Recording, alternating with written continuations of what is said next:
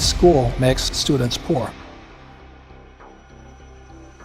PhD stands for poor, helpless, and desperate. The riskiest thing you can do is go to school, learn from a fake teacher, put your money with a financial planner, work hard for fake money, and pay a lot of taxes. What the Federal Reserve Bank, our banks, and our school system's doing is criminal. It's ripping off my generation, ripping off your generation. You know, this is my book, Fake here. The reason it's fake money, fake teachers, and fake assets is because it all has to be fake.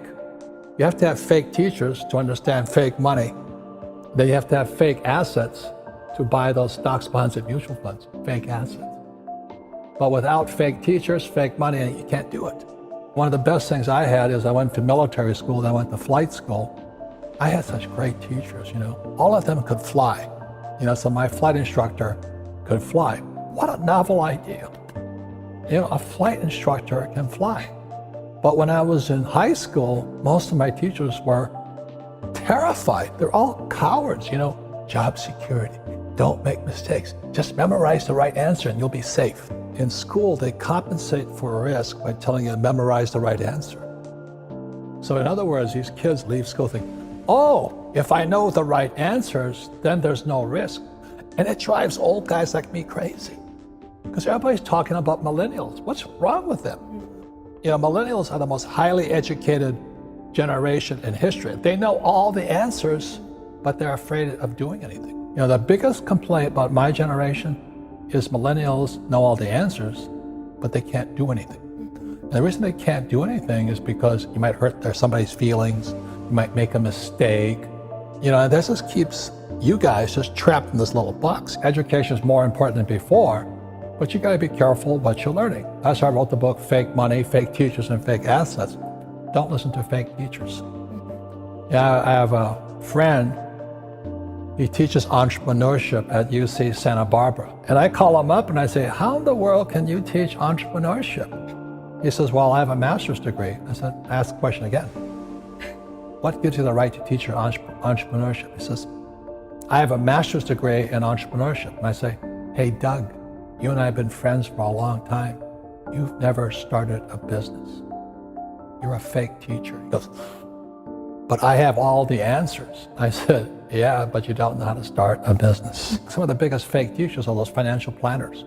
They're telling you, you know, to save money. Why would you save money when the government's printing money?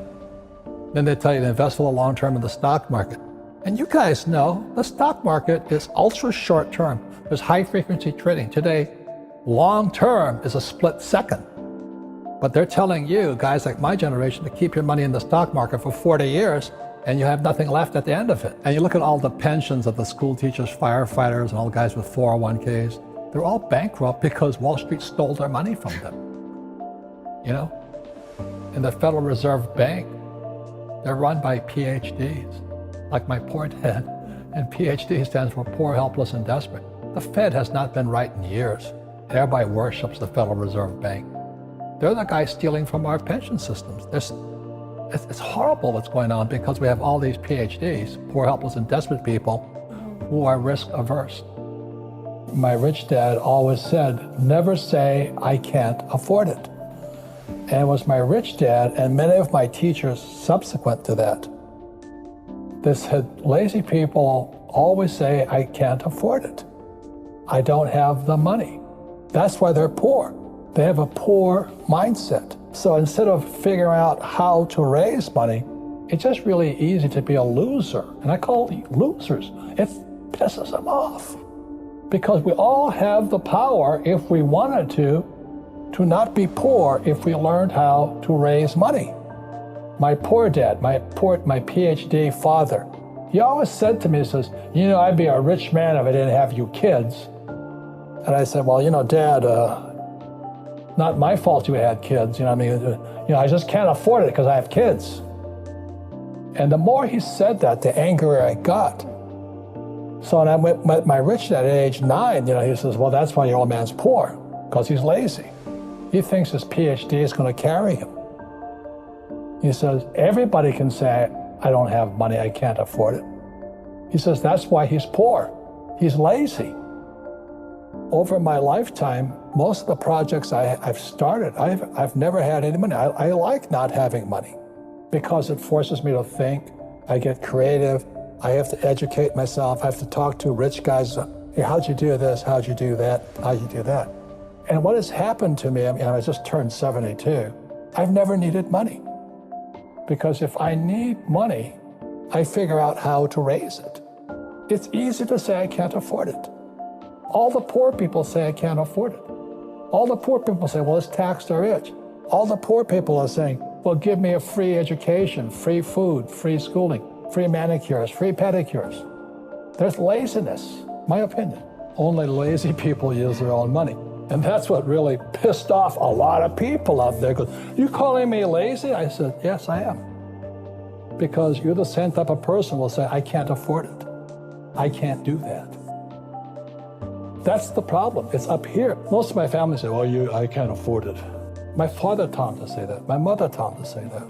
My rich dads would never say that. The number one way to raise income is sales. Do they teach you sales in school? But if you work for a network marketing company, you learn sales. So that's why President Trump, I know people hate Trump, some people hate me too, but President Trump and I are the only people that recommend network marketing. Because in network marketing, you have to go through your fear and you have to learn how to sell. So the reason I'm an entrepreneur is I know how to make money, I know how to acquire assets, I know how to use debt to acquire assets. That's real financial education, not the garbage you're teaching in school. Let me say it one more time. If you're going to be an employee or a doctor or a lawyer, then traditional education is really important.